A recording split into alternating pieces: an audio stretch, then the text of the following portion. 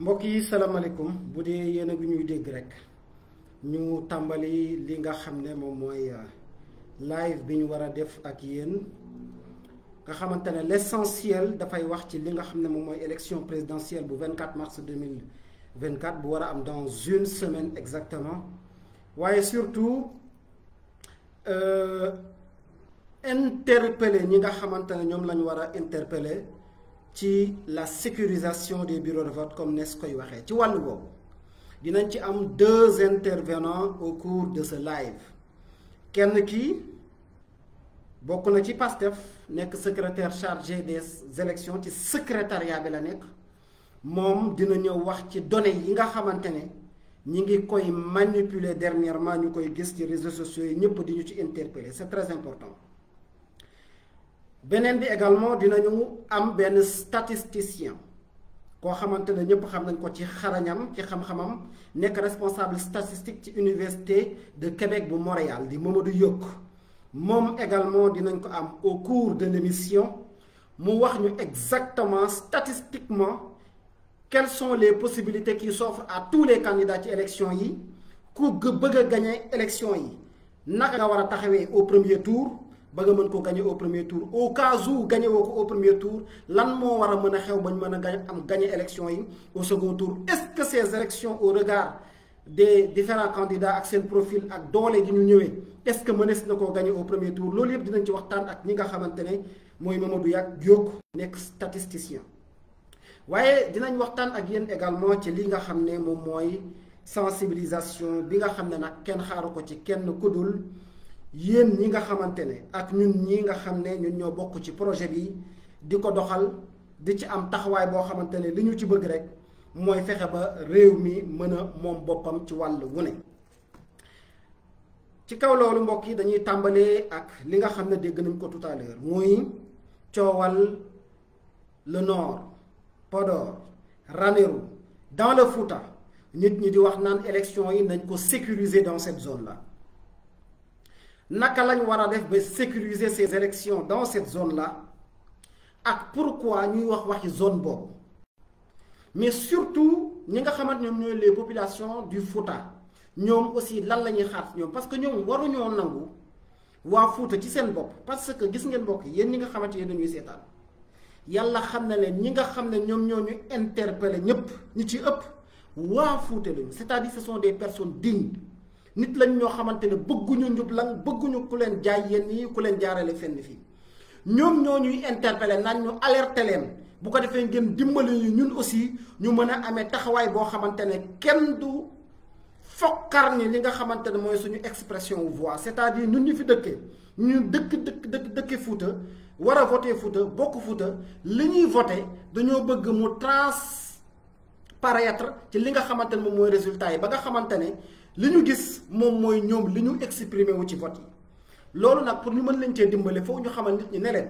ñi nga xam ne ñoo dëkk Fouta ñoom képp kott dong bu dee ñoom rek élection yu fraude du ci am mais ñooy fraude ñenn ñoo xamante ne dañuy wootee ne fa la ñu bokk fa la ñu juddoo xëy na fa la ñu bokk politiquement waaye ñoom ñooy jéem a doxal noo xamante ne nag ñun ñoo war a taxaw xeex loolu parce que du dëgg du yoon ci kaw loolu la ñu amalee live bi li ngir waxtaan ak yéen ngir ñu xam exactement quels sont les enjeux ak naka lañ war a taxawee ba sécuriser li nga xamante ne mooy élection yi un peu partout au Sénégal parce que mbokk yi dañuy wax dans le Fouta mais bu ngeen fàttali ko élection législative yi passé tudd nañ Mbaaw fàttaliku leen élection locale yi passé Jidda Caaroy kaw ki nga xamante ne tey jii nii moom mooy maire ba fa nekk au début dañoo ne woon gañewul à la dernière minute mu mel ne carte gi dafa dëppandiku ki nga xamante ne mooy le maire docteur Cheikh Dieng mi ne woon moo gañe jékki-jékki ñu ne ko dafa perte yooyu yëpp muy mbir yoo xamante ne dinañ am ci ay élection te lenn rek moo ko mën a empêcher mooy ñun askan wi que l'on sécurise nos votes. bureau fictif yi ñuy dégg dinañ ci wax parce que dinañ jël koo xamante ne ci secrétariat exécutif bu PASTEF la bokk ci wàllum électoral moom dina ci wax parce que seen xam-xam màcc na ci est-ce que réellement am na nees koy waxee. ak quels sont les enjeux naka la ñuy def ba contourner piège bi nga xamante ne gars yi ñu koy tegal loolu mooy aujourd'hui enjeu bi parce que mbokk yi élection yi ñu jëm li Pastef liggéey ba heure bi démb ba tey su ma nee démb nag jàpp leen na maa ngi déparé 2014 ba tey jii nii ba ñu war a jëm élection 2024 présidentielle ce n'est pas un Amadou Ba ba nga xamante ne ñëpp xamee nañ ko ñublang ñëpp xamee nañ ko teg ay dil ñëpp xamee nañ ko fexe tegi pexe ba toog fi mu bëgg a toog te mësula am popularité mësta am xam-xam bi mësta am njub gi kon pexe dina ko def parce que nitu pexe la loolu la xam nit ki li nga xam rek nga mën a def donc pexe yi nga xamante ne moom la ñu jàpp ne xëy na da koo bëgg a def dina ko def il va les faire il va les tenter est-ce qu'il va les réussir ça dépend de nous ci suñ ñun la loolu dépendre dañoo war a amee taxawaay boo xamante ne pexe yu Amadou Ba bëgg a def ngir luubal li nga xamante ne moom mooy élection yi à travers deal yi muy def njublang yi muy def tëgg yi nga xamante ne ko def ci suuf am ñu mu gis am ñu mu neexal yooyu ñun ñu am fulla gu toll ni am taxawaay bu toll ni loolu du jàll parce que on s'est battu depuis 2014 moom du xeexkat c'est un subordonné maanaam nit la koo xamante ne day làqatu ci ginnaaw ñenn ñi parce que amul fitam amul xam-xam bi amul courage bi ñooñu muy làqatu ci seen ginnaaw nag lay jéem a neexal jaar fii corrompre ñenn ñi ngir am li mu bëgg moom il a toujours été ainsi kon nag ñun dañoo am une chance la chance que nous avons mooy nous avons 2 personnalités voire 3 dans notre parti politique ñu xam exactement kan mooy Amadou Ba ces 2 voire 3 personnalités yi la première personnalité mooy le président Ousmane Sonko mu xam ko bu baax liggéey ak moom DGID kii nekkoon directeur général kii nekkoon président wu syndicat wu impôt et domaine ñu xamante doon liggéey keneen ki parce que bi président Ousmane demee bu leen fàtte ne ñi nga xam ne ñoo hérité syndicat bi Diomaye ci la bokk Diomaye aussi xam ko liggéey ak moom xam mooy kan xam jukkoom xam doxalinam muy aujourd'hui le candidat de PASTEF boo jógee foofu Birame Souleye Diop également nekk un inspecteur des impôts et domaines xam nit ki xam mooy kan xam lan mooy doxalinam mbokk yi ñi nga xam ne ñoo liggéey ak kii nga xam ne mooy Amadou Ba depuis plus de 15 ans dans la direction des impôts et domaines xam nañ ak njublamam xam nañ ay teg dilam xam nañ ne c'est un subordonné qui ne s'affiche jamais dalay reetaan di la xool fekk ma nga lay jam wala ma ngay def ay pexe ci suuf parce que moom noonu la am ay pexe la am mais amul xam-xam ba amul courage ba amul mbooloo mi ko mën a may mu gañe kon nag ñun aussi dañuy am pexe yu toll ni yi mu am wala yu ko sut ngir empêcher ko mu teg pexe yooyu pour gagner pexe yenn lenn kese la mooy la sécurisation du bureau de vote il faudrait qu'on les sécurise mbokk yi c'est ça l'enjeu aujourd'hui naka la ñuy def ba sécuriser li nga xamante ne moom mooy bureau de vote yi bu ñu ko sécuriser naka la ñuy def ba jour élection yi résultat yi bu génnee kenn du ne accam sécuriser bureau de vote nag nekkul au soir de l'élection c'est à l'avant balaa ngaa dem jour élection ngeen préparé wu avec une équipe boo xamante ne loolu préparé wu nañ ci bu baax a baax ma dalal ci seen xel équipe yépp ñu ngi ciy liggéey kooku moom ma dalal ci seen xel ci bu wér parce que nag li nit ñi war a xam mooy du ñu liggéey depuis 2014 ba tey bañ ne à une semaine de l'élection ñu toog tëdd suñ kër yi dina la wala di seetaan benn mandaare jóge fële boo xamante ne amul xam-xam ba amul popularité ba amul projet ba amul njub ga bëgg a ñu tëgg wëndeel yor réew mi kooku dee su ko nangu donc mbir la yoo xamante ne il fallait que ñu dalal ci seen xel ñi nga xam ne ñoo ñuy interpeller ñu xamal leen ne gis ngeen mbokk yi bu ngeen xamoon rigueuru ñi liggéey ci Pastef ku ci mel ni président Ousmane Sonko ku ci mel ni ki nga xamante ne moom mooy le candidat président Bassirou Diomaye Faye ku ci mel ni Abbas Fall ku ci mel ni Birame Souleye et tant d'autres yu ngeen xamul ñoo xamante ne ce sont des techniciens des technocrates très rigoureux yoo xamante ne ñu ngi liggéey pour qu'on puisse gagner cette affaire là wallahi di ngeen xam ne ñun dañoo war a dalal suñu xel donc li ci des mooy engagé wu ànd ak yéen ba ñu dimbali ñu ba mbir mi mën a réussir ci kaw loolu dinañ jéem a contacter ki nga xamante ne wax naa ko tout à l'heure mooy Serigne Lo su ma juumulee moom dinañu ñëw leeral ñu bu baax a baax li nga xamante ne moom mooy enjeu yi ci élection yi ak fa ñu jëm ak naka la ñu taxawee pour waajal li nga xamante ne mooy la sécurisation des bureaux de vote muy mbir moo xamante ne mbir mu ama am solo la parce que depuis loolu ñoo ciy liggéey. salaamaaleykum kilifa gi yaa ngi en direct sur Jotna Media Group ci live bi bu ko defee rek nga defal ñu sa présentation ba nit ñi xam exactement yow la kan. boo mënee wax ci téléphone bi direct moo gën balaa nga bañ a déglu live bi waxal ci téléphone bi direct s'il vous plaît. D'accord. waaw voilà ma ne yaa ngi en direct sur Jotna est-ce que mën nga ñëwaat ci quels sont les enjeux ak tey jii naka nga secrétariat bi nga xamante ne mooy liggéey ci wàllum élection ak yow lan mooy fa sa statut ba ngeen waajal bu baax a baax liggéey bi nga xamante ne moom la ñuy def pour sécuriser les élections ak actuellement quel est l'état des lieux. Merci beaucoup Sadir. Effectivement comme ni nga ko waxee les élections effectivement enjeu bi lu jar ñu ci perte temps ñun ñëpp xam nañu ko. Alors la sécurisation du vote effectivement c'est un aspect essentiel boo xam ni électeurs yi je pense que sensibiliser nañ ci assez. Maintenant li ci des mooy dispositif yi nga xam ni comme ni nga ko waxee moom la parti bi war a jël moom la acteurs yi war a jël moom la appareil électoral bi nga xam ni Pastef mettre na ko en place ban taxawaay lañ ci war a am. Alors pour man sécurisation du vote pour ñu mën a am il faut que le parti en question mu am appareil. te ñun ñëpp xam nañ ni Pastef kenn gënu ko fi taxaw appareil. am nañ un appareil boo xam ni maye nañ tout le territoire. que ça soit au niveau national que ça soit au niveau de la diaspora. Pour sécuriser le vote pour moi c'est très simple. Bon, très simple dans la théorie. Dans la pratique c'est autre chose. Dans la théorie c'est quoi? Qu'est-ce qu'il faut faire? C'est qu'il faudrait qu'on soit présent dans tous les bureaux de vote. Être présent dans tous les bureaux de vote c'est pas une mince affaire. Parti bu amul appareil mënu ko def. Comme ni nga ko waxee sànq nee nga Pastef c'est un parti très sérieux. boo xam ni c'est vrai que bi ñuy soog a commencé am na ay notions yu bëri yoo xam ne maîtriser wuñ ko woon. daan nañ dem élection te daawuñ teew ci bureau de vote yu bëri. Alors bi ñu defee suñuy première élection ba pare ñu nekk ci parti bi comme ni nga ko waxee bëri na ay technocrates yoo xam ni Pastef moo leen dugal ci politique. Donc du coup bu ñu pratiquer benn affaire une seule fois rek dinañ ci apprendre suffisamment ba nga xam ni bu ñuy ñëwaat dinañ jël suñu matuwaay. matuwaay yooyu benn mooy ñu maîtriser la carte électorale. Exact. Actuellement nous avons identifié les 16 440 bureaux de vote. Donc il y a 16 440 bureaux de vote moom la ñu war a demee ci élection yi. 40 bureaux de vote. Exact. D'accord. Donc les 16 440 bureaux de vote il nous faut nécessairement avoir des représentants dans ces bureaux. Et actuellement je peux vous dire que nous sommes présents dans tous les bureaux de vote.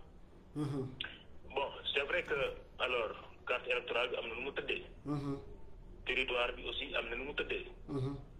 état bi tamit bon comme ñoom ni ñu ko daan waxee dañ naan wax ni c'est de bonne guerre. Ça veut dire quoi? Ça veut dire dañuy xool zone yi nga xam ni ñoom ñoo fa favorable. dañuy def de sorte que ñooñu inscrire massivement sur les bureaux. Parfois avec des moyens yoo xam ni voilà c'est pas des moyens je peux dire c'est pas des moyens normaux. Donc loolu c'est des réalités qui existent. Maintenant ñun nan la ñuy def ba mën a déjouer loolu lépp ñu ci travail xëy na du ñu étaler suñu stratégie en public mais am na ci aspect yoo xam ni c'est vrai mën nañ ci rassurer les populations. Aspect yooyu mooy c'est vrai que di nga dégg ñuy wax ay abri provisoire di nga dégg ñuy wax ay bureau fictif di nga dégg ñuy wax carte électorale bi ñàkk maîtrise ak yooyu ay bureau de vote yu ñuy installé quelque part yoo xam ne kenn du ko xam ak affaire yooyu. Bon loolu moom pour rassurer les Sénégalais loolu mënul nekk. Maintenant li mën a nekk nag mooy li nga xam ne ñun daan nañ ko taxawaay ba nga xam ne daan nañ tàmbali mooy mu am ay bureau de vote te doo fa teew. xam nga boo teewul xam ne fa nga xam ni fa la ñuy attee.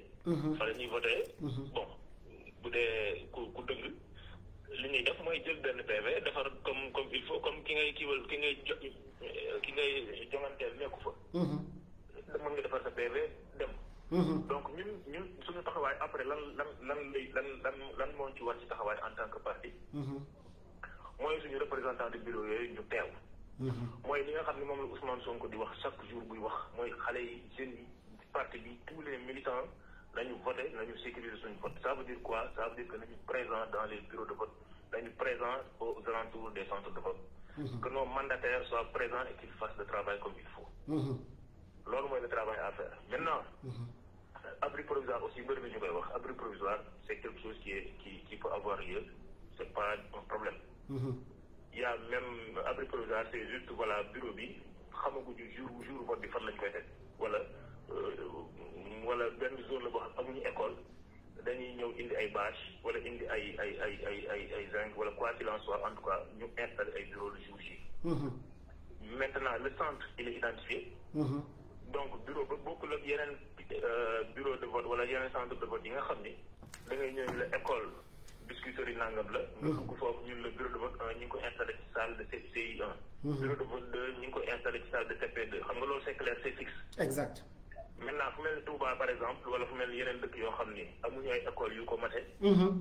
dañ naan la foofu centre bi dañ koy def abri provisoire. exact. wala ñun la centre de Ndam dañuy xool bayal bu yaatu boo xam ni. mën nañ fa ñëw le jour J wala en tout cas pendant le processus électoral ñu ñëw ñu installé fa.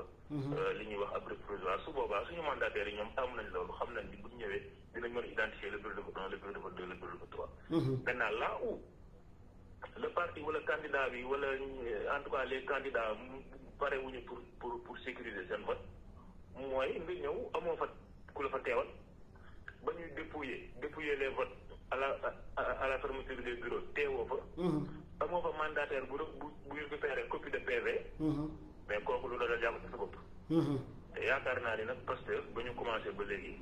ak fi ñu jaar yëpp. loolu ñun duñ ko seetaan. exact li nga xam ni moom la ñu suñu candidat sant li ñu war mooy ñu taxawee ko ba mu mat sëkk. mooy ñu voté ba pare sécuriser notre vote. en quoi faisant. en faisant de sorte que. les près de 40 000 personnes yi nga xam ne recruté nañ leen pour ñu nekkal ñu dans les bureaux de vote et dans les centres de vote qu'ils soient présents le jour. exact. et qu'ils soient accompagnés par les votants yi nga xam ni am nañ taxawaay bi dans les alentours pour que au moment du dépouillement ñu ñëw renforcer les mandataires dans les centres de vote parce que aussi le code nous le permet. Le code nous permet au moment des dépouillements de se faire assister par ce qu'on appelle des scrutateurs. Ça veut dire le mandat n'est pas appelé 1, 2 ou 3 personnes. Et voilà, demander à ce que les présidents des bureaux les admettent pour que nous assistions sur le représentant dans les dépouillements. Et donc ça, si on le fait, on va sécuriser le vote et c'est ce que nous comptons faire. Exact. Lolo, dañ koy wax ñëpp dégg ko. dañuy yëgal les jeunes ak les militants de fu ñu mënti nekk. ak n'importe quel département bu ñu mënti nekk au niveau du Sénégal. ñu am boobu taxawaay am boobu fulla. Serigne Lo foofu dama bëgg nga taxaw fa parce que li ngay wax dafa am solo trop. pour ñuy seetaan dañu déglu maanaam li nga bëgg a xamal ndaw ñi mooy saa yu ñu demee fenn foo xamante ne ña nga fay voté muy benn bureau de vote bu mu mënti doon le représentant code bi may na ko bu ñu waree dépouiller mu woo ñaar ñoo xamante ne ñoo koy assister ci dépouillement bi. Tout à fait. Donc ñi nga xamante ne ñoo ñëwoon voté bu leen neexee ñoom ñu ñëw assister kat kenn koo xamante ne représentant wu Pastef la ne da koy assister ci dépouillement bi parce que loolu mën na contribuer à la sécurisation du vote. Effectivement. Effectivement. Le mandataire peut émettre la demande au niveau du président pour dire que telle personne nous le désignons pour être admis dans le bureau du vote comme scrutateur. Exact. Et là, il vient, il assiste. Ça, le code le permet. Bon, moi, je suis un technicien, généralement, je mets quatre articles. Mais après, nous pouvons vérifier au besoin, nous pouvons partager. S'il le faut, après, beaucoup à partager, c'est mieux fait. Et je rappelle qu'à partir de ce soir, en principe, chaque soir, nous avons des live, nous allons interpeller ce sont des techniciens, des technocrates, des personnes concernées, qui minent exactement ce que la chaîne pour organiser ces élections-là. Qui est ce rôle, quelle est sa responsabilité. Donc, nous allons partager avec nous après, nous allons partager les spectateurs, également, s'il vous plaît. Partagez le maximum possible. C'est vrai que suivre les caravanes, c'est vrai que suivre les discours des candidats, mais aussi, sécuriser l'influence aux candidats, l'influence aux caravanes, le jour où nous votons, nous pouvons sécuriser l'autre aussi, c'est très important. Donc, partagez le maximum possible. Tous les influenceurs pour nous savoir exactement les enjeux de Faïbach. Ñu ñu wax Matam duñu wax Podor duñu wax Ranérou muy zone boo xamante ne li tax nit ñi di ko wax waxuñ ko pour dal ci kaw population parce que xam nañ ne ces populations ce sont des gens dignes loolu sikki sàkk amu ci mais des koy wax parce que dañoo jàpp ne am na ñu fa dëkkee ñoo xamante ne jàpp nañ ne ils sont beaucoup plus favorables à nguur ngi fi nekk et que ñooñu dañuy profité ci situation boobu noonu pour jéem a luubal li nga xamante ne mooy élection yi yokk ñu war a voté yokk bureau de vote yi ba mu nekkee noo xamante ne kat jour élection yi dañ faa nar a am ay score yu kenn mës a gis loolu est-ce que mën na nekk ak tey jii nii yéen ban solution ngeen bëgg teg ngir faire face à cela. Merci, ok. Très bonne question, Sabir. Alors, ce qu'il y a lieu, c'est deux choses. Il faut que nous fassions la part des choses. benn bi mooy li ma la njëkk a wax mooy un bureau de vote wala un centre de vote wala une commune. su fekkee ni 1 million de votants ñoo fay am. mais yow da nga teewoo fa. ngay joŋante te teewoo fa. kooku loolu fa dal yaa ko teg sa bopp. loolu am na. xam nga dafa am suñu benn frère de parti. bu nekk dans le nord. boo xam ne daf ñu waxal lu am solo. daf ni ñu sàcc ak maye bokkul. mooy li nga xam ni yow sa alal la. nga denc ko. denc ko fi nga ko war a denc tëj ko bu baax. loolu bu kenn boo ko tëjee def li nga ci war a def bu kenn ñëwee kooku dafa ñëw dafa sàcc. exact mais sa alal nga ñëw teg ko ca àll ba nee. garde woo ko teewu defoo fa dara. kooku da ngaa maye. kooku sàccul la. ci lu wér. donc loolu ci la ñuy rappeler. suñu militants yi mooy li ma waxoon sànq. mooy suñu appareil électoral. ñi nga xam ni jël nañu ñoom seen responsabilité ni ñoom s'ils vont être représentants dans le bureau. wala mandataire. ñoom pendant tout le long du scrutin. dañ war a teew. exact 7h30 war daf lay war a fekk foofu. tant que dépouillé wu ñu ba jot le PV final signé en bonne et due forme. waruñu fa jógee. PV ba tam bu ñu ci paree war nañ ko jàll fi mu war a jàll mu dem tribunal. te fa nga xam ni fa la ñuy defee recensement des votes au niveau du département. exact donc loolu mooy benn aspect bi donc loolu li ñuy wax sécurité muy Ranérou muy Matam ak muy Touba ak Dakar ak yëpp ñoo ci am. loolu même taxawaay bi nga xam ne moom la ñu am fii moom la ñu am foofu. donc loolu benn aspect la beneen aspect bi nag mooy li ñuy wax ci ay nord bi ak yooyu. lenn li fa am comme incohérence. c'est au niveau de la taille de les rapports entre la taille de ces communes-là et le nombre d'électeurs. Loolu quand même c'est une anormalité, c'est extraordinaire. Un État ne devrait pas accepter, ne devrait pas faire de sorte que lu mel situation yi mel noonu di am. situation yooyu mooy lan. mooy nga gis ay benn commune wala benn département nga def par exemple révision des listes électorales. waaw. nga pare à la fin des révisions normalement Dakar c'est le plus grand département. exact. kon le nombre d'électeurs bi nga xam ni moo war a gën a agité wu sur la liste électorale des départements Dakar moo war a jiitu. ci lu wér. bu Dakar pare kan moo ci war a topp. Thiès en principe Mbacké moo ci war a jiitu. Mbacké Mbacké mooy le premier département apparemment. d'accord kon Mbacké. n'est-ce pas. léegi Mbacké après Dakar. après maintenant Pikine ainsi de suite. kon nombre d'électeurs en plus noonu la war a demee. mais qu'est-ce qui se passe c'est que après Dakar en termes de nombre de voix Matam moo ci topp. tu vois après Matam. léegi foofu Serigne Lo dafa am lu am solo loo xamante itam ñi déglu dama bëgg ñu noter ko Dakar parce que données yooyu liggéey nañ ci sànq ba partager ko ensemble Dakar yokku nañu ñu war a voter Dakar yokku nañu nombre bii moo ci yokk mooy 21 775 personnes. tout à fait. moom moo yokk ci ñi nga xamante ne ñoom ñooy voter biir Dakar. tout à fait. ñi nga xamante ne ñooy yokk Matam c'est 18 514 personnes. kon chiffres yi ngeen di gis ñu koy partager dans les réseaux sociaux ce ne sont pas les bons chiffres. donc Matam je répète encore li fa yokk ci nombre de votants c'est 18 514 personnes par rapport ak dernier recensement bi. nga dem Dakar 21 775 personnes. Agnam comme département li nga xamante ne moo fa yokk ci bureau de vote c'est 26 bureaux de vote. commune bu Agnam bu Farba Ngom 8 bureaux de vote ñoo fa yokk. c'est ça. ëpp na c'est vrai xeebuñu ko c'est vrai mais ampleur bi ko nit ñi bëgg a jox eggu fa et que enjeu bi donc le jour de l'élection ce n'est pas que ñoom nombre exponentiel bi ñu amee mais ñun suñu présence dans les bureaux de vote c'est ça l'enjeu le jour de l'élection. exactement. su ma la déggee bu baax a baax. en réalité mooy li ma doon wax sànq. mooy taxawaay bi moo ëpp solo loolu lépp.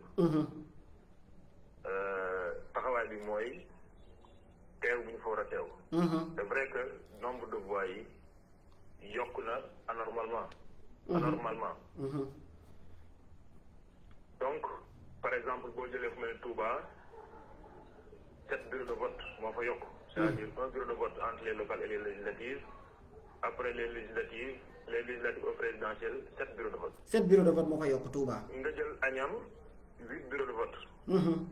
Après les révisions xam nga loolu c'est aberrant. C'est aberrant Agnam ak Touba quand même mënta bokk. Agnam ak Touba bon en termes de nombre de population. exact exact. Alors dans le département aussi booy xool le département de Matam moo ëpp lu mu yokk ci nombre de bureaux de vote ci yeneen département yi à part Dakar. loolu tamit c'est aberrant. Donc loolu nag maintenant c'est vrai que loolu jàll na. def nañ ko pare malheureusement on devra aller forcément à ces élections comme ça. Parce que les inscriptions sur les listes électorales ont été encouragées dans ces zones. Et n'ont pas été encouragées dans d'autres zones. Loolu tamit c'est une réalité. Et même par rapport aux populations aussi. Bon defee analyse par rapport aux jeunes da ngay gis ni les jeunes ni ñu toll inscrire ñu noonu. Loolu c'est des faits mais yooyu waratuñ ci tardé comme am na ba pare en tant que parti sérieux candidat sérieux boo am nga candidat bu sérieux boo yoree le dispositif qui est là ñu xam ni sur cette base là légale. ci lañ war a def élection. ñun li ñu war a def ak taxawaay bi ñu war a am mooy ñu def ko en fonction de cette situation qui est là. exact. quoi qu'il en soit loolu mooy règle du jeu c'est-à-dire loolu bu ñu ko fàtte. vous voyez ce que je veux dire. bu baax donc loolu nag li ñu koy permettre mooy. même su fekkoon ni 200,000 voix moo yokk dans n'importe quel département. ñun taxawaay bi ñu fa war a def nañ ko taxaw. nañu fexe ba 200,000 yooyu même bu ñu leen inscrire d'une certaine manière nañu fexe ba dem jël voix yooyu. wala boog surtout voix yi nga xam ne moom lañu fa am ñu sécuriser ko. exact. parce que bu ñu fa yokkee 200,000 voix wala 300,000 voix. te ñun teewuñu fa bon bu ñu jëlee 200,000 voix wala 300,000 voix ñu versé ko sur un candidat loolu amatul lu ñu wax. donc taxawaay boobu encore une fois ci la ñuy woo tous les acteurs ak tous ceux qui sont dans l'appareil électoral pour ñu am taxawaay boobu comme il faut. exact. Et bon je pense aussi que gars yi dinañ ko def. Je pense que tous ceux qui ont été désignés comme représentants du bureau dinañ ko def. Je pense aussi tous les patriotes toutes les populations ñi nga xam ni bëgg nañu sécuriser seen vote. dinañ veiller à ce que le vote soit sécurisé pour man loolu mooy li gën a am solo. Et puis taxawaay boobu bu ñu ko amee voilà li ci des bon ça se fera quoi inchallah. jërëjëf Serigne Lo je rappelle juste que c'est à la suite de ma publication tey sur Facebook ci la ñu woonte waxtaan ñu ne kon ñun ñoo bokk liggéey bi yëpp rek nañu ànd xool naka la ñuy partager ensemble ba fexe ba sénégalais yi askan wi xam enjeu yi am na ci loo xamante ne du ñàkk peut-être dans les jours à venir sëñ dinañ ci waxtaanaat muy naka la ñuy préparer nag ñi nga xam ne peut-être dañu yor seen carte électeur dem ba jour bureau de vote ba ñu gis ne kat fiche ba seen tour nekku ca kol de kooku danañ ca liggéeyaat dans la semaine dinañ ci waat beneen thème lay doon kon merci beaucoup di la remercier bu baax a baax ci daye bi. naa rek bala ngay tëj ba ma ko mayee. ñu fàttali benn mbir. allez-y. mooy d'abord les jeunes ak toutes les populations ñu retirer seen carte. Deuxièmement mooy ñu vérifier parce que am na ay techniciens yu xarañ ci wàllu élection yi. ñun effectivement nous sommes dans les opérations électorales. am nañu techniciens yoo xam ne ñu ngi mettre à la disposition des populations. ay outils yoo xam ni dana leen permettre de vérifier seen situation d'inscription. parce que am na nu muy demee sa bureau de vote mën na changer. yooyu nag pour nga bañ a am mu bett la. am na benn plateforme bu ñu mettre en place bu tudd wërndombo.sn. oui. wërndombo WERNDOMBO.sn. boo fa duggee boo dugalee sa numéro carte électeur ak sa sant dina la wax sa bureau pour mu confirmer la ko pour nga daal fanaanal pour jur nga dem voter sans benn problème. exact. dana tax tamit bu fekkee ni génn nga ci fichier bi. peut-être par mégarde wala lu mu demee noonu di nga ko xam. bu fekkee ni gis nga ñu changer le centre nga dem nga récupérer ji sa carte électeur. su boobaa da nga war a dem nga changer sa carte électeur balaa jour yi. exact boo ko deful ba jour yi. dootoo am sa carte. et donc ça il faut le faire. donc les cartes d'électeurs aussi dañ koy distribuer ba jusqu'à la veille des élections ba bu ñu nee subal élection. mën nga dem nga retirer sa carte électeur. donc beneen bi aussi bi may terminer mooy. ñooñu nga xam ne bu fekkee ñu may dégg képp koo xam ne yaa ngi ci parti bi. nga nekk un membre de l'appareil électoral. nañu xam ni campagne électorale am na solo trop. waaye ñoom dañoo am taxawaay bu ñu war a am boo xam ni. bu ñu ko dégul amuñ ku koy def seen place parce que dañ leen a désigné ba pare. ba fermer les désignations mënuñ leen remplacer. comme facilement. donc ñoom campagne bi am na solo mais nañu xam ni dafa am taxawaay bu ëpp solo campagne bi mooy li ñu war a def en terme de formation en terme pour xam nan la ñuy teewee ci bureau de vote ba. nan la ñuy teewee ci centre de vote ba pour ñu xam li leen code bi may li leen loi may pour ñu taxawe ko. mais bu ñu toppee campagne ba jour yi te loolu luñ ko mën a taxawee su boobaa yàq lay doon kon képp koo xam ni yaa ngi nekk ci appareil électoral bi. na nga fexe ba nga concentré wu sur cet aspect là parce que loolu liggéey bi du jour yi kese. du bis élection yi kese. et avant les élections c'est pendant tout le processus lépp loo xam ne war na am ci élection yi nga xam ko maîtriser ko pour que jour bi nga am taxawaay. parce que un représentant du bureau de vote bu nekkee foofu ba pare ñu jox ko un mauvais PV na xam ni moom mu ñàkkoon fa teew ñooyam. ci lu wér. kon formation yi nga xam ni ñu ngi leen ciy woo. di leen ci sensibiliser di leen ko partager ak ñoom nañ koy suivre pour comprendre ko xam taxawaay bi nu muy demee ba nga xam ne jour ba bu ñuy génn ca bureau ba la électeurs yi voté danañ ko traduire ci PV mu nekk un PV en bonne et due forme. ñu yóbbu ko ci tribunal ñu compté ko bu ko defee ñu mën a layal suñu résultat loolu bu ñu ko deful voilà moom zéro ñooyam. donc affaire bi du campagne kese ku nekk da ngay def la war suñu candidat ma ngay def la ko war. te di topp mi ngi ci page Facebook am di def li ko war. techniciens yi ñu ngi seen ruq di defar ay plateforme ay outils ña nga ci leen war. yow kon bu ñu la désigné comme membre de l' appareil électoral. da nga war a fexe ba nga def li la war. donc loolu mooy liggéey bi donc kon loolu lay jaajëfal di la remercier aussi. jërëjëf Serigne Lo kontaan nañ trop ci explication yi comme je l'ai dit dinañ la amaat incha allah ci émission bi ñu waxtaanewaat bu baax a baax li nga xamante ne moom mooy waajaay campagne électorale présidentielle 2024. jërëjëf léegi nag mbokk yi dañuy war a jël keneen koo xamante ne sikki sàkk amul nekkul ci xam-xamam bu ngeen xoolee sax souvent dañ ko daan wax comme étant un génie du Sénégal heureusement ou malheureusement il sert aujourd'hui au Canada en tant que statisticien nekk jeune boo xamante ne presque ñoo tolloo âge waaye nekk ci fi nga xamante ne moom mooy département bu statistique professeur ca fële nga xamante ne moom mooy université bu Québec bu Montréal dinañ ko jël léegi waaye balaa ñu koo jël mbokk yi dama am aussi beaucoup de gens qui m'ont interpellé ci benn fait mooy ñi nekk dans le nord un peu partout au Sénégal dans les villages dañuy wax ne ngalawaay ñoom amuñu ay spécimen mbokk yi yéen ñi nga xamante ne yéen a ngi seetaan koo xamante ne mën nga koo jàppale pour mu am ay spécimen même dans le nord ngeen jàppale leen ngir ñu am ay spécimen maanaam mooy fiche li nga xamante ne moom la ñu war a jël dugal ko ci enveloppe bi bu Bassirou Diomaye Faye bi nit ñi dañ ko bëgg xàmmee ko parce que am na ñoo xamante ne jànguñu mais dañ ko bëgg xool rek téye ko ba xàmmee ko ngir bis bu ñu demee di voté ji boobu la ñuy jël mën koo voté kon képp koo xamante ne mën nga jàppale ñi nekk un peu partout dans les villages dans les campagnes pour ñu am ay spécimen jàppale leen ngir ñu am ko parce que bu ñu ko amee dinañ xàmmee bu baax a baax ki nga xamante ne moom la ñu war a votel te loolu mbir la moo xamante ne moo am solo la mënoo convaincre nit na ko votel ma ba mu ne la yow laay votel yow laa gëm sa projet jour ba mu am problème mu xàmmee kan la ci loolu moo tax ñu leen di ñaan ku ngeen ci mën a jàppale ngeen jàppale leen waa Fuuta yi gis naa seen message yi gis naa seen interpellation yi képp koo xamante ne bëgg na leen a jàppale rek incha allah dinañ leen jàppale bu baax a baax ngeen dimbale leen ci wàllu woowu loolu am solo la. léegi dañuy jéem a fexe contacter keneen ki nga xamante ne maa ngi koy wax tout à l'heure muy borom xam-xam également di Mamadou Yok moom it bu ñu ko jotee dinañ waxtaan ak moom ci li nga xamante ne moom mooy enjeu élection yi nga xamante ne moom la ñu jëm muy mbir mu am solo et comme je l'ai dit tantôt kon mbokk yi. ñoo ngi en direct ak ki nga xamante ne moom mooy Mamadou Yok salaamaaleykum Mamadou. salaamaaleykum Sadio. na ngeen def Mamadou na ngeen def maa ngi leen si jàmm. ñu ngi sant bu baax a baax na ngeen def foofu. waaw alhamdulilah dafa mel ni nag foofu dafa sedd par rapport ak ñun ba ñuy mujjee gisee tamit je pense que foofu dafa seddoon lool na ngeen def naka Montréal. Montréal ñu ngi sant bu baax ñu ngi lay namm. c'est un plaisir c'est partagé yow tamit vraiment fierté nga te sénégalais yi xam nañu ko.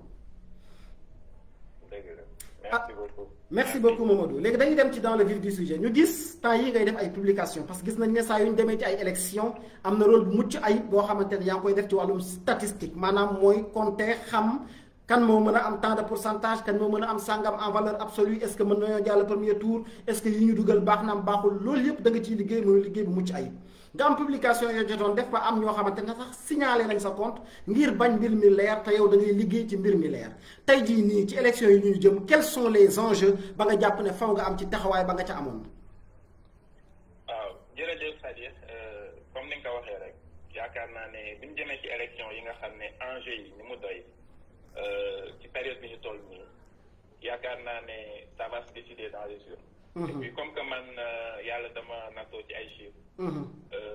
Man au-delà de la cacophonie man je regarde les chiffres. J'exploite la carte électorale et les listes électorales. Pour xam les tendances et puis aussi mën a préparer le jour du scrutin pour que bu bureau yi tëjee. ñu afficher résultats yi. ñu jéem a am toutes les données nécessaires pour faire des projections comme ça mu am transparence que mu bañ a am des résultats fictifs yu ñuy présenté. Donc man ci liggéey boobu laa nekk donc dans ce cadre là ñu jëm ci élection yi ñu jot carte électorale alors carte électorale nag boo koy analyser da ngay xool par rapport ak li xewoon avant c'est-à-dire que les évolutions de la carte électorale nga xool ko par rapport ak les résultats des élections passées ak les coalitions qui sont en jeu. Alors boo jëlee carte électorale bi da ngay xam ne Sénégal ni mu bindoo présentement les grandes villes moo jëlee Dakar, Thiès, Diourbel, ces régions-là qui concentrent à peu près de 40 vers 50% de l'électorat. Ce sont des régions généralement qui sont gagnées par l'opposition. Exactement. Maintenant, donc ce sont les bastions de l'opposition. Maintenant, de l'autre côté, boo xoolee carte bi nu mu bindoo boo jëlee le nord vers le Fouta ak le Sine Saloum depuis 5-6 ans ce sont des bastions de Benno Bokk Yaakaar. Maintenant booy analyser carte électorale ak jëm ci élection da ngay xool exactement les bastions du pouvoir et de l'opposition ak nan la bindoo ak carte électorale bi nu ñu ko dessiner parce que carte électorale nu ñu ko dessiner mën na am un effet déterminant sur le scrutin. Donc sama analyser carte électorale bi surtout nga xool le nord parce que boo xoolee foofu ce qui est bizarre généralement en tout cas ci élection yi ñu mujjee jàll mooy que le parti au pouvoir en fait bu ñu obtient des scores yi ñuy wax soviétique généralement. C'est-à-dire que boo jëlee depuis 2019 Macky Sall donc ay département dans le Fouta presque 90% des voix. Il a obtenu près de 90% des voix dans le Fouta. Et le Sine Saloum. Maintenant boo xoolee loolu nga xool ko prisme par rapport ak carte électorale bi nu mu bindoo ak résultats yi ni mu distribué da ngay xam ne bon c'est quand même assez suspicieux que dans ces zones-là la première chose mooy que électorat bi ni mu évolué en fait ces zones-là sont devenues des zones à enjeu majeur parce que su ma joxee exemple élection législative yi passé boo jëlee département de Podor la coalition Benno Bokk Yaakaar a gagné ce département avec une différence de presque 80 000 voix par rapport à l'opposition, à toute l'opposition réunie. Et que donc, avec même cette différence-là, cette différence permet de neutraliser tout avantage de l'opposition dans des grandes villes comme Thiès ou Dakar. Donc, maintenant, donc le problème n'est pas seulement la distribution de la carte électorale parce qu'on sait que les grandes villes concentrent la majorité de l'électorat. Mais vous savez, par exemple, Benno Bokk Yaakaar, s'il est compétitif dans ces grandes villes-là, mais si on est compétitif, moi, je suis un score de 30-35% des voix. Donc tu perds, mais tu es compétitif. Donc c'est-à-dire que bon, différence de voix, peut-être 80 000 voix les autres, 75 000 voix. Maintenant, eux, ils vont rattraper cette différence-là dans ces zones du nord, comme Bodjele Podor. Juste Podor, par exemple, une différence de voix de près de 78 000. Donc, grâce à la façon dont la carte électorale est dessinée, la coalition au pouvoir arrive à surmonter les obstacles rencontrés dans les grandes villes. Donc, pourquoi exactement, dans des villes comme Podor ou Matam, donc loolu da ngay xool la carte électorale ak ni mu distribué woo parce que dans ces zones là ce qu'on remarque est que pour une population un nombre d'inscrits de 237 079 qui représente moins de 4% de l'électorat, tu as un nombre très très important de centres de vote, 248 centres de vote. Maintenant, la plupart de ces centres de vote là, en réalité, il n'y a qu'un seul bureau de vote dans ces centres-là. Maintenant, si centres yooyu ni ñu répartiront géographiquement et que mën nga jël ci benn commune dans une même commune, tu peux avoir 2 centres de vote. Centre bu ci nekk un bureau de vote la mais distance bi mën a dem 50 ba 80 kilomètres. Et que donc, imaginez loolu mu dessiner ko multiplié par 100 ou 200. Cela veut dire que foofu pour rivaliser, voilà, juste pour être présent, pour sécuriser le vote, il faut débourser de très très gros moyens. Donc, puisque peut-être l'opposition n'a pas tous ces moyens-là pour déployer les équipes pour sécuriser le vote, mais la conséquence est qu'on voit ces scores soviétiques-là de 90%, de sorte que tous les gains réalisés par exemple, une coalition de l'opposition dans une grande ville peuvent être résorbés dans le Fouta ou le Sine Saloum. Donc, en prévision de ces élections-là, élections yi boo koy analyser day jëm ci ay projections da ngay xool carte électorale bi mu bindoo nga ne l'ouest du pays wala vers le centre sont les bastions de l'opposition. Le reste mooy nga jëm le nord jëm wàcc ba ci Sine Saloum bi c'est la coalition au pouvoir. Donc, pour préparer les projections, il faut que xool carte électorale bi mu bindoo foofu ak les centres de vote nan la ñu répartir. Et donc, bu ñu ko xoolee mon souci est que si les moyens ne sont pas déployés dans ces zones reculées-là, ce qui risque de se passer est que on n'aura pas de représentants pour sécuriser le vote dans ces zones. Oui.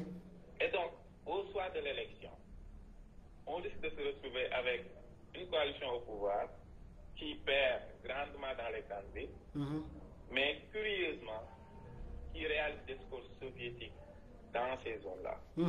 Et dans ce cas-ci, on n'aura plus aucun moyen de recours. Donc, ma poste si c'est dans un but préventif. C'est-à-dire que, vous m'avez décidé, par exemple, coalition, comment répartir les ressources pour la sécurisation du vote. Les grandes villes comme Dakar, par exemple, je mettrai moins de moyens. Là, je vais injecter beaucoup d'argent dans ces zones-là, dans les comités électoraux de ces zones-là. Vous garez 10 millions, 20 millions, on met la somme. Parce que ce qui est important, c'est la sécurisation du vote. Parce que vous faites quand même, nous n'avons après nous de contester ou la dara. Parce que l'OLU, qu'est-ce que moi au soir du 24 mars, nous avons sécurisé le vote et que moi, si tout se passe bien et que tout le vote est sécurisé, la coalition de mon président va arriver en tête. Maintenant, l'OLU, comme je vous ai dit, l'OLU, c'est un travail en amont. Il ne faut négliger aucun département. Parce que l'élection au premier tour, pour gagner l'élection au premier tour, quand même, il faut être compétitif dans tous les 46 départements du Sénégal. Et pour être compétitif dans tous les 46 départements du Sénégal, nous avons l'élection 2019 et l'élection législative de nous. Parce que l'élection législative de nous, mais bon, pour les Matam, ou la Podor, ce sont ces scores-là qui ont sauvé, entre guillemets, la coalition au pouvoir. Exact. Parce que vous faites qu'il y a un Podor, dans le département de Podor, la coalition au pouvoir gagne par plus de 18 000 voix, Matam plus de 56 000 voix par rapport à l'opposition. Alors que dans des grandes villes comme Thiès, tu gagnes avec un gain de 40 000 voix. Alors que Thiès représente près de 5,6% de l'électorat.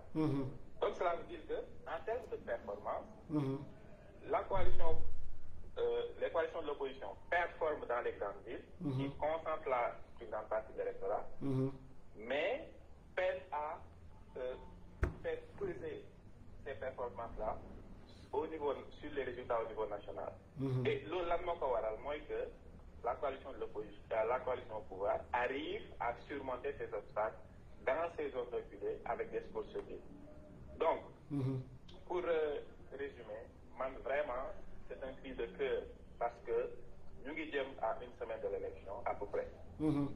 Et que vous nous dites l'élection, il faut qu'on prenne toutes les dispositions pour minimiser tous les risques. C'est-à-dire que même si on devait perdre à Podor ou à Matam, mais quand même, il faut se donner une chance de sécuriser le vote.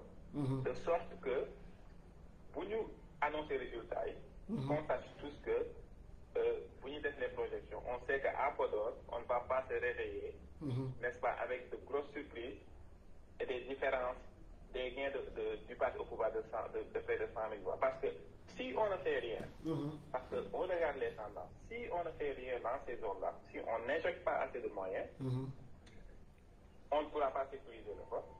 Et que la tendance qui se dessine, du souvent tendance qui est inversée, il faudra d'ores et déjà prévoir qu'on sera à près de 70 000 ou 80 000 voix dans le trou, dans ces zones-là. Dans chacune de ces départements-là, du Fouta, ou bien du Sine Saloum, qui sont devenus des factions du parti au pouvoir. Donc, Lolo, moi, je vais lancer alerte surtout la coalition, parce que moi, j'ai communiqué avec certains jeunes, des responsables du Fouta. Ils ont recruté des jeunes. D'ailleurs, peut-être je vais le mettre en contact avec un des jeunes qui est ici au Canada. Ils ont recruté des centaines de jeunes. Tout ce qui leur reste, moi que nous, je fais les moyens nécessaires pour nous déplacer dans ces zones-là, même dans les villages les plus reculés. Parce que vous imaginez quoi, siège dans un bureau de vote. Mais vous êtes à une distance de 80 à 100 km, ça veut dire que pour les femmes, le lendemain de l'élection, les monnaies n'y pas. Donc, l'eau, vous avez des moyens vraiment, donc quand même, on peut critiquer après parce que déplacez-vous.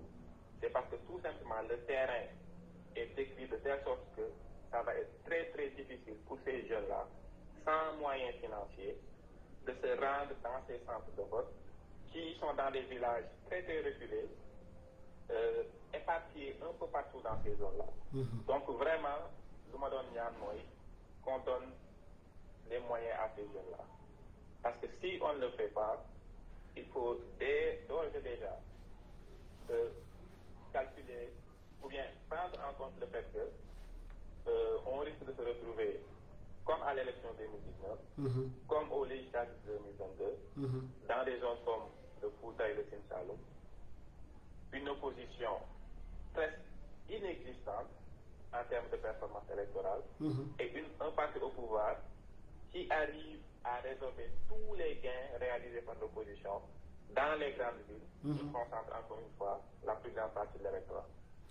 Merci beaucoup Maodo. Vraiment, je ne sais même pas si j'ai une relance à te faire. Je pense que l'exposé est extrêmement bien fait et je pense que dinañ ko dagg waaye aussi jox nga ñu occasion boo xamante ne jox nga ñu aussi ay argument parce que yow lii mooy sa domaine te lii rek mooy li nga xamante ne moom lañ doon xaar te yaakaar naa ne ñi nga xamante ne ñoom ñooy déglu dinañ ko bàyyi xel kon suñu la mënee dégg ci tënk boo xamante ne mooy yomb rek pour ñu delloo la kàddu gi nga tëj mooy fi mu ne nii ñun lu ñu mën a jël ay moyens injecté ko dans le nord et dans le Sine Saloum pour dimbali ñi nga xamante ne ñoo fa mën a nekk ngir ñu présent dans les bureaux de vote nañu ko def parce que les enjeux dans ces élections-là risquent d'avoir dans ces lieux-là parce que ñoom ñooy réserve gap yi nga xamante ne mën na am ci grande ville yi.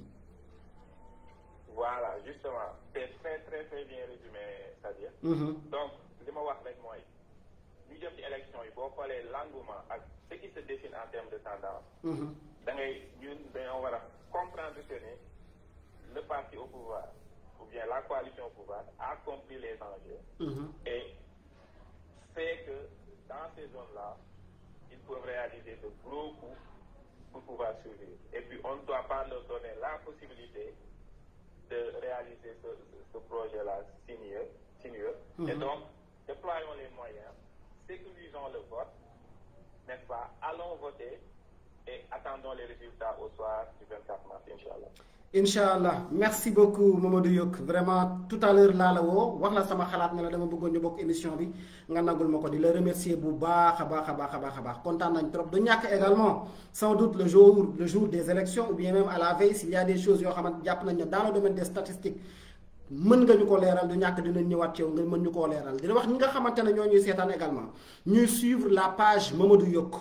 bu ngeen ko suivre di ngeen am presque toutes les informations nécessaires ci wàllum statistique parce que page am dañ koy jéem a attaqué di jéem a yàq liggéey bi nga xamante ne mi ngi koy def alors que liggéey bi li waaye wàllum transparence kese la Pastef moomu ko coalition au pouvoir moomu ko waaye dafa bëgg lu leer ci wàllum statistique kon loolu également mbir la moo xamante ne ñu ngi seetaan nañ ko bàyyi Mamadou Yok di la remercier bu baax a baax ci nangu bi nga xamante ne nangul nga ñu ko ñëw ci Jotna TV exprimer li nga xamante ne moom mooy sa xalaat ak say analyse jërëjëf Sadikh merci beaucoup ci invitation bi rafetlu sa liggéey vraiment parce que liggéey bu am solo ngay def. merci beaucoup yow da ngay bàyyi xel ñëpp. toutes les franges de ce parti là. merci et que vraiment ñu ngi kontaan lu invitation bi di rafetlu encore une fois liggéey bi. merci beaucoup Mamadou jërëjëf mbokk yi ñoo ko déggandoo les enjeux sont énormes mbokk yi fi ñu jëm. te foofu laay tëjee émission bi parce que jeex na ba pare moo di dañoo xeex façon xeex bu ne jaar fu ne dund lu ne métit bu ne exil am man ba ma ñëw dellu see ci réew mi yàggul président Ousmane Sonko ba mu génnee kaso barki Dembo Ndiaye la Jomaay noonu maître Ngagne Demba Touré mi ngi war a génn normalement dans les jours à venir ñi nga xam ne ñàkk nañ seen bakkan ñii gaañu ci ñi nekkoon ci kaso bi génn loolu yëpp doon na am njariñ bu ñu gañee ces élections le 24 mars 2024 waaye mbokk yi pour ñu mën ko gagné xëy na am na loo xamante ne Mamadou Yok wax na ko Serigne Lo mi jàll sànq wax na ko responsabilité wu suñu parti la ñooñu dinañ ko suivre man la ma mën a jàllale dinaa ko jàllale waaye mbokk yi yéen ñi ñuy seetaan ku ci nekk ci yéen na partagé lii ba ñëpp jot ci boobooy premier enjeu bi nga xamante ne jàpp naa ne war na am ñi ko mën a dagg nañ ko dagg jàllale ko parce que c'est important ce que vient de dire Mamadou Yok et Serigne Lo waaye leneen li nga xamante ne moo ci am mooy dans le nord et dans le Sine Saloum et un peu partout au Sénégal nañu am taxawaay bu mucc ayib ci bureau de vote yi mandataires yi ñoom nga xamante ne dañoo war a ñëw pour scruter ñi nga xamante ñoom ñooy mandataires yi assister leen waaye nga la waaye nañ ko def benn bis la te bu ñu ko defee rek yàlla mën nañoo dimbali waaye ñi nga xamante ne également mën nañoo jàppale ceux qui sont dans le nord ceux qui sont dans le Sine Saloum nañu leen jàppale parce que moyens yi foofu la war a dem pour ñu jàppale leen ñu taxaw fa bu baax a baax parce que enjeu yi foofu la Thiès Dakar am na loo xamante ne mënu faa nekk parce que ñëpp a ngi fépp te dinañ am taxawaay ba mu war a laaj mais yenn zone yi ñi nga xamante ne ñoo fa nekk jàpp nañ ne dafa reculer parce que zone la moo xamante ne dafa yaatu rëy te ni ko Mamadou Yok waxee da ngay gis benn centre de vote benn bureau de vote moo fa ne nga demaat beneen centre fu gën a sori benn bureau de vote moo fa ne te diggante centre de vote yi ak dëkk yi dafay rawanteeg 20 kilomètres 25 kilomètres 30 kilomètres mooy nekk lu sori loo xamante ne gérer ko logistique la laaj moyen la laaj mooy yooyu yéen a ñu ci mën a dimbali yéen a ci mën a dimbali ñi nga xamante ne ñoom ñoo ci liggéey te nag ma wax leen ci lu leer ne on a énormément injecté d'argent ci wàllu spécimen énormément injecté d'argent ci wàllu faj ñi nga xamante ne gaañu nañu énormément injecté d'argent ci ñi nga xamante ne génn nañ récemment ci kaso yi ci wàllu xoolaat seen xel xoolaat seen psychologie xoolaat seen wér-gu-yaram que lu ngeen leen mën a dimbalee rek dimbale leen ko ngir ñu mën a assister élection yi ca nam ware lii daal mooy enjeu yi dinañ ñëwaat demain si nécessaire defaat yeneen live waaye ñun ren suñu live yëpp bu ngeen seetloo on a choisi peut-être dinañ rejoindre cortège bi après pour le moment nous ne savons pas mais on a choisi de communiquer on a choisi d'essayer de sécuriser les bureaux de vote dañoo tànn ne ñun dañuy waxtaan ak yéen dañoo tànn ne dañ leen di alerter bàyyiloo leen xel li nga xamante ne moom mooy élection yi bureau de vote yi parce que enjeu bi mbokk yi mooy nan la ñuy def ba li nga xamante ne moom la sénégalais yi voté ca ngoon nga mu feeñ ci PV yi te ñu bañ koo yàq bañ koo sàcc bañ koo détourné te nag zone yi nga xamante ne moom mooy les zones rouges mooy dans le nord ak Sine Saloum loolu lañu ay boromi xam-xam la xamal te bokk na ci ki nga xamante ne moom mooy Mamadou Yok moom la wax léegi di leen jox dig daje insha allahu rabbi demain ci beneen émission beneen jataay leeralaat bu baax a baax li nga xamante ne moom la ñu war a taxawee pour jëmmal suñu élection ba gañe ko insha allahu rabbi au premier tour jërë ngeen jëf